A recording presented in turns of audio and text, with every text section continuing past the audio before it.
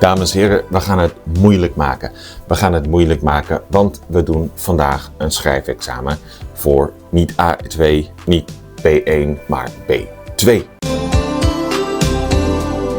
En kijk mee op Duo als je wil, op de website van Duo. Want daar ga ik starten met het eerste schrijfexamen voor niveau B2. Daarvoor zet ik wel even mijn docentenbril op, zodat ik er slimmer uitzie. Super slim zo.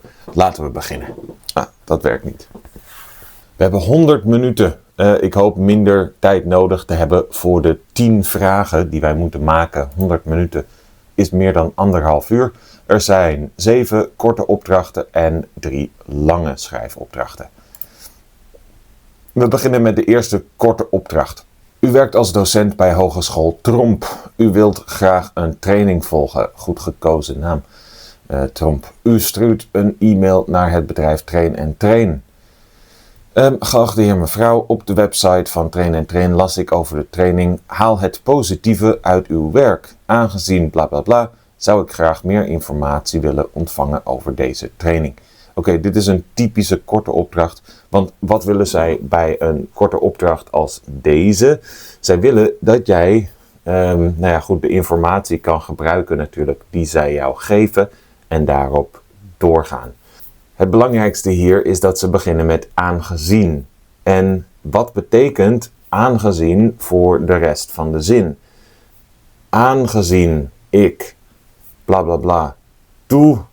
Oké, ik geef je even een normale zin, maar misschien hoor jij daaruit al dat het een bijzin gaat zijn. Ik kom niet naar school aangezien ik ziek ben. Dus wat doen wij met aangezien? Hetzelfde als wanneer je een zin met omdat begint. Omdat ik ziek ben, kom ik niet naar school. Aangezien ik bla bla bla ben, zou ik graag meer informatie willen ontvangen. Even kijken hoor, je wilt graag een training volgen.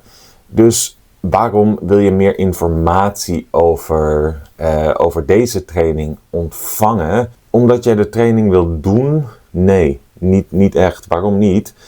Als jij al hebt besloten, ik wil deze training doen, waarom wil jij dan meer informatie ontvangen? Dus ik zou zeggen, aangezien ik interesse in deze training heb, zou ik graag meer informatie willen ontvangen. Wel een komma. Ja, waarom deze komma? Wat is heb? Heb is een werkwoord. Zou is ook een werkwoord. Heb is de persoonsvorm. Ik heb. Dat is het eerste werkwoord. Als jij 2 eerste werkwoorden samen hebt, ik heb, ik zou, dat kan niet achter elkaar. Daar moet altijd een komma tussen. Dus aangezien ik interesse in deze training heb, zou ik graag meer informatie. Omdat ik ziek ben, kom ik niet naar school. Dus vergeet 2 dingen niet. 1, dit is een bijzin, dat is belangrijk. En 2, de komma is belangrijk. Oké, goed. Volgende vraag. Start nieuw collegejaar. U zit in het bestuur van de studievereniging van de opleiding Informatica. U schrijft een uitnodiging voor de website van de studievereniging. Oké, het is een uitnodiging. Beste leden, we starten graag samen met jullie het nieuwe collegejaar op maandag 3 september om 3 uur. Het bestuur van de vereniging zal zichzelf dan voorstellen. Daarna, bla bla bla, hopelijk tot maandag. Dus de zinstructuur. Daarna gaan we. Daarna willen we. Dit is inversie. Inversie is hier belangrijk. Wat gaan we daarna doen? Hebben we informatie daarover? Nee, dus dat kunnen we zelf verzinnen. Het bestuur zal zichzelf voorstellen. Daarna gaan we samen iets eten. Punt. Bijvoorbeeld. Het belangrijkste is hier gaan we en niet andersom. Dit is een bijzin. Kunnen we naar de volgende. Dit zijn hele korte opdrachten. U werkt als journalist bij de regionale krant Regio Nieuws. U schrijft een nieuwsbericht op de website. De Bergen, dat is de plaats waar dit gebeurt. In het nieuws heb je vaak eerst de plaats. De Bergen is een plaats. Automobilisten die op de stoep parkeren krijgen vanaf volgende week een boete. De politie ziet eindelijk strenger toe op fout parkeren met de bedoeling om... Oké, wat is de bedoeling van de politie? Met de bedoeling om mensen de regels te laten volgen bijvoorbeeld. Met de bedoeling om, dit is de structuur die jij krijgt. Ik ging naar de supermarkt met de bedoeling om daar boodschappen te doen, maar ik was mijn portemonnee vergeten. Dus met de bedoeling om mensen de regels beter te laten volgen. Of beter te doen volgen. Of nog een optie misschien, want beter te doen volgen, heb je een dubbel werkwoord, dat is moeilijk. En waarom maak je het moeilijk als het makkelijker kan? Hoe kan ik dit makkelijker zeggen? Met de bedoeling om minder auto's op de stoep te hebben. Bijvoorbeeld. Ook goed. Het belangrijkste is om, bla bla bla, te. Dat is de structuur die jij hier krijgt, die jij moet volgen. Volgende. Online bestelling. U hebt kleding besteld bij de online winkel Wypon. U stuurt het bedrijf een e-mail. Geachte heer mevrouw, 2 weken geleden heb ik bij u kleding besteld. Mijn ordernummer is bla bla bla. Ik heb nog niets ontvangen, hoewel. Kunt u mij vertellen wat ik nu het beste kan doen? Structuur, hoewel.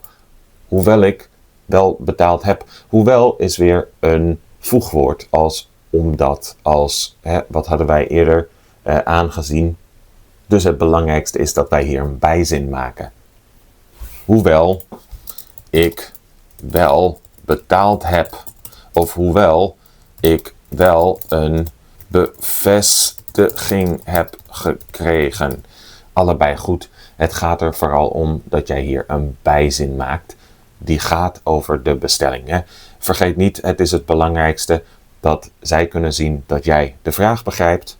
En dat zij jouw antwoord begrijpen. En dat jouw antwoord te maken heeft met wat er in de mail staat. Volgende.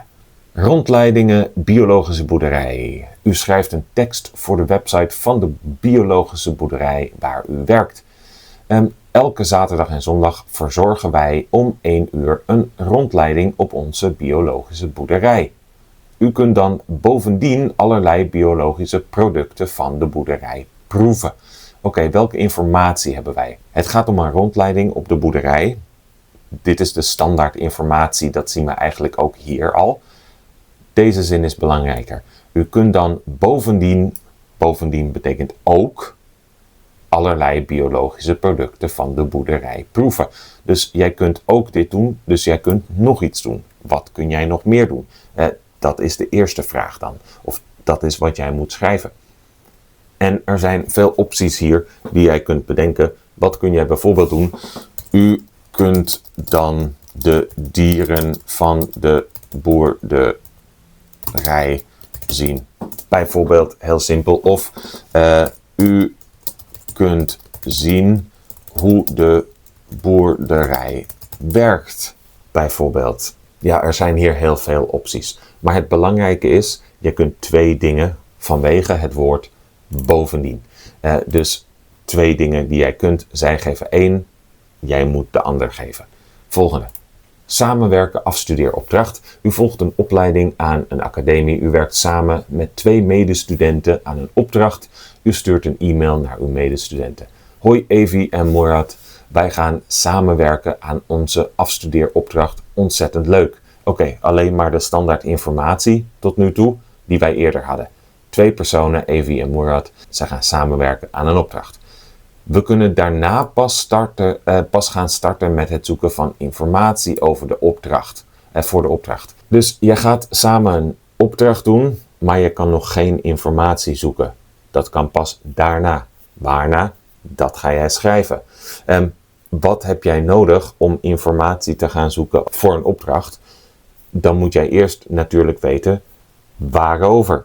Over wat jij informatie gaat zoeken. Dus jij moet misschien eerst samen besluiten wat het onderwerp van de opdracht wordt. Een afstudeeropdracht heeft natuurlijk een onderwerp. Jij doet een media-academie. Als jij een opdracht gaat doen, waar gaat deze opdracht over? Dat wordt niet gegeven door de docent, dat zien wij. Dus dit moeten wij zelf gaan bedenken. Dus we moeten eerst iets doen en daarna gaan we starten met het zoeken naar informatie. We moeten eerst beslissen wat het onderwerp van de opdracht wordt. Bijvoorbeeld, we moeten eerst besluiten wat het onderwerp van de opdracht wordt, is ook goed. Of een andere zin, dit is B2, ik mag het een beetje moeilijker maken. We moeten eerst nadenken waarover we de opdracht gaan doen. Nog een optie. Ik hoop dat dit helpt. We gaan naar de volgende. Kaartverkoop Frissel. U werkt bij het theater in Almere. U schrijft onderstaand bericht voor de website. Als lid van het theater kunt u vanaf vandaag kaartjes voor Frissel kopen. De officiële verkoop begint pas volgende week. Kaarten nu al kopen levert u 2 voordelen op. 1, bla bla bla, dat ga jij schrijven. 2, u bent verzekerd van een kaartje voor het concert. Er zijn 2 voordelen van nu een kaart kopen. U bent verzekerd van een kaartje, hè? Je bent zeker dat jij een kaartje hebt.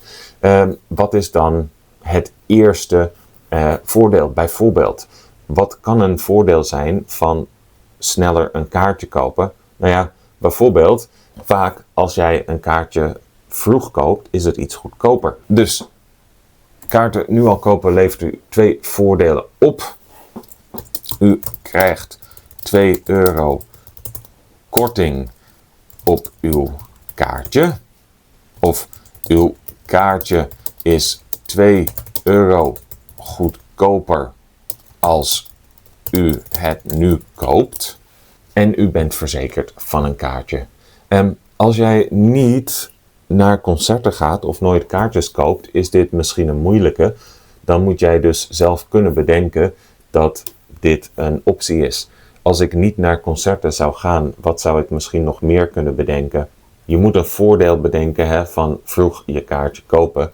U krijgt een gratis t-shirt bij uw kaartje. Dat kan ook, ja, wie weet. Volgende. Oké, nu komen we bij de langere schrijfopdrachten. Daar zijn er 3 van. En deze eerste moet ongeveer 50 tot 100 woorden zijn. Wat betekent dat?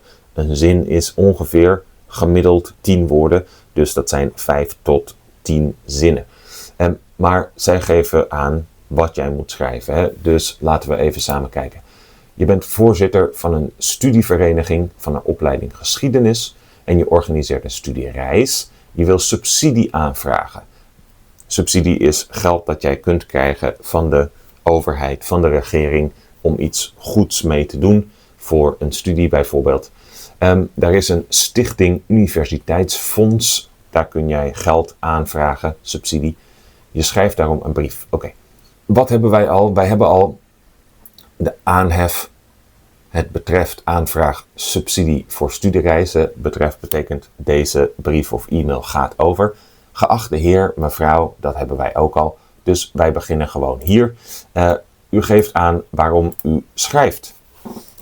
Ik schrijf u omdat ik een studiereis wil organiseren voor mijn studievereniging of voor de studievereniging waarvan ik voorzitter ben. Dat is wat moeilijker, maar ik geef je 2 opties. Ik wil hiervoor graag subsidie aanvragen. Ik wil zo wel even de woorden tellen, dus ik haal even de moeilijkere variant weg. 1, 2, 3, 18. We zitten al op een derde en we hebben alleen het eerste stukje gedaan. Dus 50 tot 100 woorden is niet zoveel. U beschrijft de bestemming en geeft een korte beschrijving van het programma van de studiereis. Dit staat natuurlijk niet in de beschrijving van de opdracht, dus dit moet jij zelf verzinnen. De bestemming van de reis is, en wij studeren geschiedenis, dus laten wij zeggen Rome. Wij willen hier graag verschillende musea bezoeken. U geeft aan waarom u juist daarheen gaat. Geef minimaal 2 redenen. Oké, we willen graag naar Rome omdat daar veel musea zijn voor klassieke Romeinse kunst en omdat wij dit jaar veel gestudeerd hebben over de architectuur van het oude Rome. Ik geef je nog een reden. Ook hebben wij een student die Italiaans spreekt en ons kan rondleiden. Bijvoorbeeld. Dat is een extra reden. Die tel ik even niet mee voor de woorden. U geeft aan waarom de stichting juist uw studievereniging subsidie zou moeten geven. Geef minimaal 1 argument. Ja, waarom moeten wij naar Rome? Als er nog andere studieverenigingen zijn die ook zeggen, ja, maar wij willen ook naar Rome. Waarom dan onze studievereniging? Want het doel van de brief, zie je hieronder, is de stichting te overtuigen uw studievereniging subsidie te geven voor de reis. Je kunt natuurlijk wel zeggen, ja, wij zijn de allerbeste studievereniging. Maar goed, dat is geen bewijs. Hè? Je moet wel zeggen waarom dan.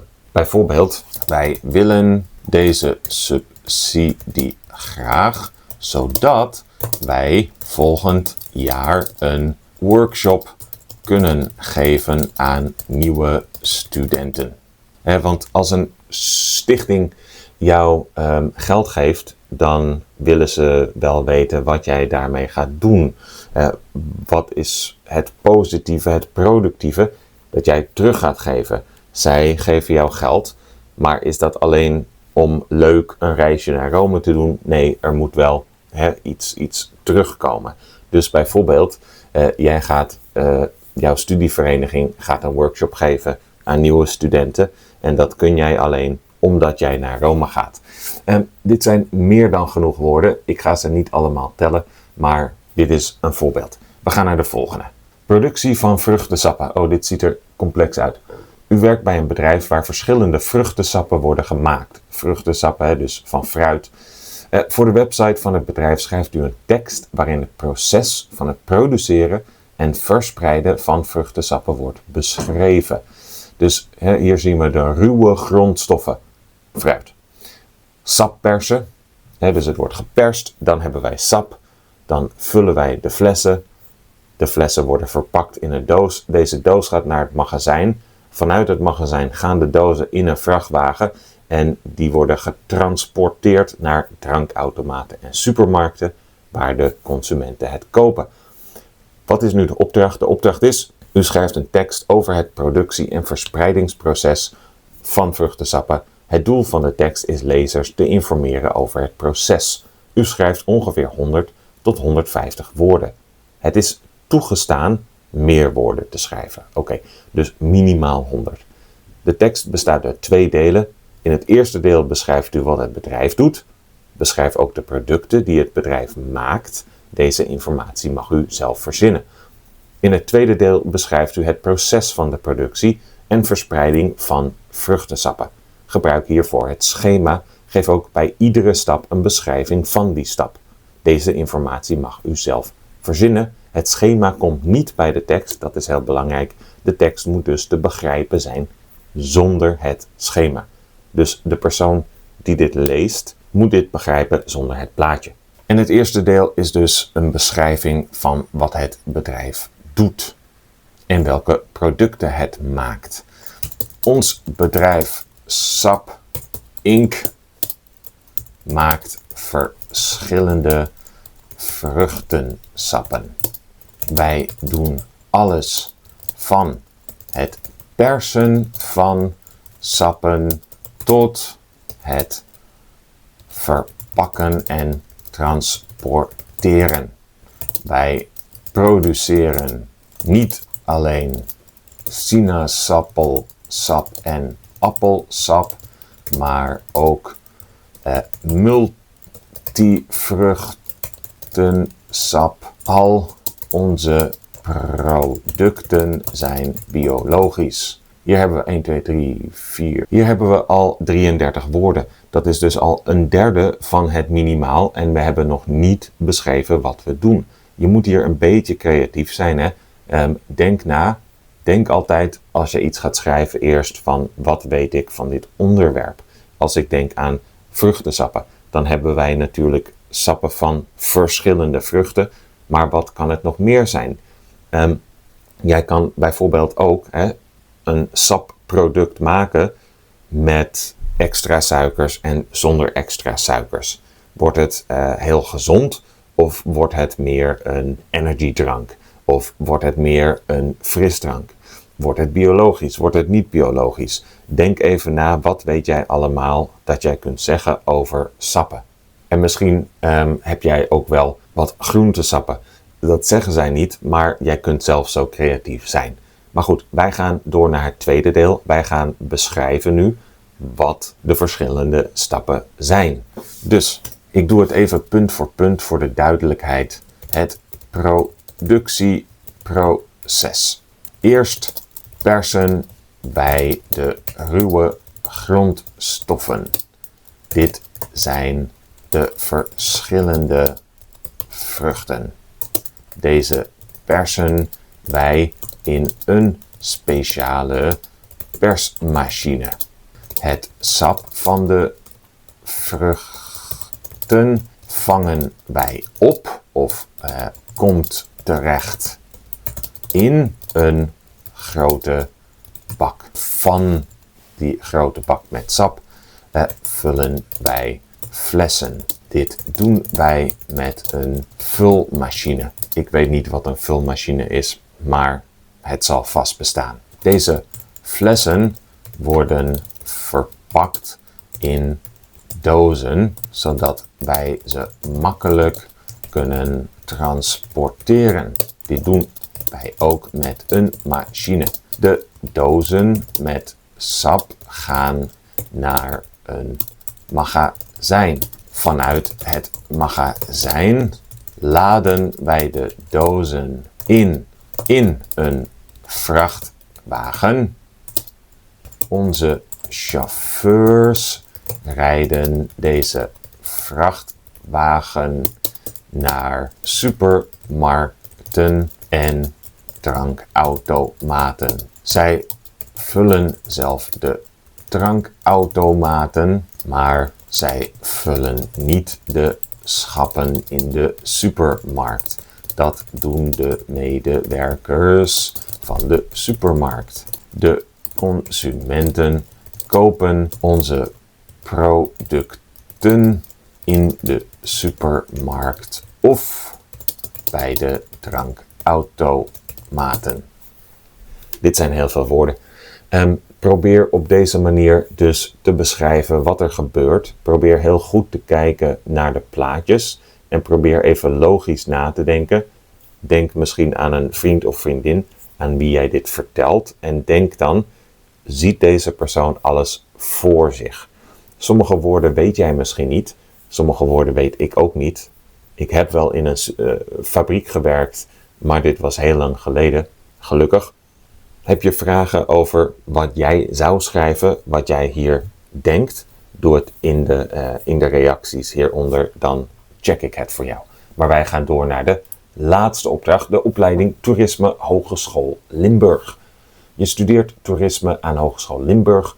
U bent gevraagd een tekst te schrijven over de opleiding voor nieuwe eerstejaarsstudenten. Het doel van de tekst is nieuwe eerstejaarsstudenten te werven. Te werven, als dit een nieuw woord voor jou is. Ik denk niet dat het heel belangrijk is dat je dit begrijpt. Ik denk dat dit uit de opdracht zelf ook komt, maar dit betekent nieuwe studenten te overtuigen naar de opleiding te komen. Nieuwe eerstejaarsstudenten te winnen voor de opleiding. En dit staat hier inderdaad ook onder. U schrijft een tekst over de opleiding toerisme. Het doel van de tekst is nieuwe studenten te informeren over de opleiding toerisme en hen te overtuigen voor Hogeschool Limburg te kiezen. En weer 100 tot 150 woorden en het bestaat uit 3 delen. In het eerste deel beschrijft u de aanleiding van uw tekst. U geeft praktische informatie. U kunt hierbij denken aan de toelatingsprocedure, kosten van de opleiding, mogelijkheden voor stage en afstuderen. In het tweede deel overtuigt u studenten te kiezen voor de opleiding en je geeft 2 argumenten voor de keuze. In het derde deel schrijft u waar studenten meer informatie kunnen vinden over de opleiding en de hogeschool. U schrijft ook hoe studenten zich kunnen aanmelden. Dit is de moeilijkste opdracht. Absoluut. Want jij moet zelf praktische informatie geven die jij eigenlijk niet weet. Hoe gaat de toelatingsprocedure, de kosten van de opleiding, mogelijkheden voor stage en afstuderen. Laten we even beginnen bij het begin. Laten we even een introductie schrijven. Wat kunnen we zeggen? Het is voor mogelijke nieuwe studenten, dus laten wij ze eerst welkom heten. Welkom bij de opleiding Toerisme aan de Hogeschool Limburg. Begin nu niet met dit is een hele leuke opleiding, dat kun je later doen. En denk even zelf aan wat jij zou willen weten over een nieuwe opleiding. Ik kan bijvoorbeeld zeggen de opleiding duurt 4 jaar. Het is een HBO-opleiding, wel een streepje ertussen, altijd met een afkorting en een woord daarbij, een streepje. Het is een HBO-opleiding in het centrum van Limburg. Nieuwe zin, nieuwe regel. De opleiding kost, ik weet niet wat de opleiding kost, we zeggen €2000 per jaar, plus ongeveer €200 per jaar voor boeken en andere dingen die jij nodig hebt. Er zijn mogelijkheden voor stages bij verschillende hotels en reisorganisaties. Punt. Na het afstuderen kun jij overal in de wereld van het toerisme werken. Hoeveel woorden zijn dit? De inleiding. Want kijk, ik heb hier niet gepraat over toelatingsprocedure. Moet dat dan? Nee. Nee, want er staat, u kunt hierbij denken aan toelatingsprocedure. Dat hoeft dus niet, dat moet niet, het mag. Ongeveer 55 woorden. Eén fout die ik heb gemaakt trouwens. Alle getallen onder de 20 schrijven wij normaal uit. Zo, volgende. In het tweede deel overtuigt u dus de studenten, ja, je moet 2 argumenten geven waarom dit een goede school is. 2 redenen om te kiezen voor de Hogeschool Limburg. Kijk, voor nieuwe studenten, wij kunnen het een beetje leuker maken zo. Dat is prima. Nu kun je allerlei argumenten bedenken. Je kunt praten over de plek, Limburg. Waarom wil jij daar studeren? Het is misschien een plaats waar ook heel veel leuk toerisme is. Waar jij iets mee kan doen wanneer jij daar studeert. Het kan ook een hele gezellige stad zijn waar veel andere studenten zijn. Waar het studentenleven heel leuk is. Het kan ook gaan inderdaad over de status van de school, dat het een hele goede school is. Misschien is de school heel nieuw en heeft het de allernieuwste apparatuur. Ik weet niet welke apparatuur jij nodig hebt voor toerisme. Zo zijn er heel veel dingen te bedenken. Ik ga er 2 geven. 1 over de stad Limburg en 1 over de school. De school staat in het centrum van Limburg. Wat is het centrum van Limburg? De hoofdstad Maastricht. Dit is een prachtige oude stad met een energiek studentenleven. Onze studenten zijn heel tevreden over de stad en alle faciliteiten van de school en de omgeving. Volgende reden is meer iets dat met de school zelf te maken heeft. De docenten op de Hogeschool Limburg komen uit het werkveld. Het werkveld is de wereld van de soort business die jij wil doen. Het werkveld. Dus dit zijn niet mensen die alleen theorie hebben gestudeerd. Zij hebben ook gewerkt in dat veld. Je krijgt hier les van mensen die in grote hotels hebben gewerkt en tientallen jaren toeristen hebben begeleid of rondgeleid in binnenland, dus in Nederland, en in buitenland. Nou, dit zijn meer dan 50 woorden weer. Dus we kunnen doorgaan naar het laatste deel. Het derde deel, waar je studenten schrijft waar ze meer informatie kunnen vinden en hoe ze zich kunnen aanmelden. Nu, de informatie, dat is makkelijk, want normaal gesproken doen wij dat online. Dus wil je meer informatie vinden over de opleiding? Dat is de verkeerde taal. Ga dan naar de website van de school. En jij kunt zelf een website verzinnen. www.hogeschoollimburg.nl. Hier kun je alle informatie vinden die jij wilt weten. Of beter nog, hier kun jij alle antwoorden vinden op jouw vragen. Wil je je aanmelden voor de opleiding? Doe dit, gebruik informatie uit de opdracht om bijvoorbeeld een vraag te maken voor deze studenten. Want dit zijn weer meer woorden en het is niet zo moeilijk een vraag als dit maken. Wil je je aanmelden voor de opleiding? Dat kan ook op de website. Hier kun jij al jouw informatie invullen. Dan neemt de school contact met jou op via de e-mail. Ik hoop dat jij nu enthousiast bent over de opleiding toerisme aan de Hogeschool Limburg. Zinnen als deze laatste, ik hoop dat jij nu enthousiast bent. Ik hoop dat jij nu zin hebt om te studeren aan de hogeschool. Dit is eigenlijk een beetje nutteloos. Maar het is de vorm van deze schrijfopdracht. De vorm is, jij moet andere mensen overtuigen. Dus jij mag een beetje de tekst opvullen met dingen die niet zo belangrijk zijn, maar die het een beetje leuker maken. En dit was eigenlijk alles. Nu weet ik niet of Duo een AI-systeem heeft die gaat checken of mijn vragen goed zijn, maar we gaan het inleveren.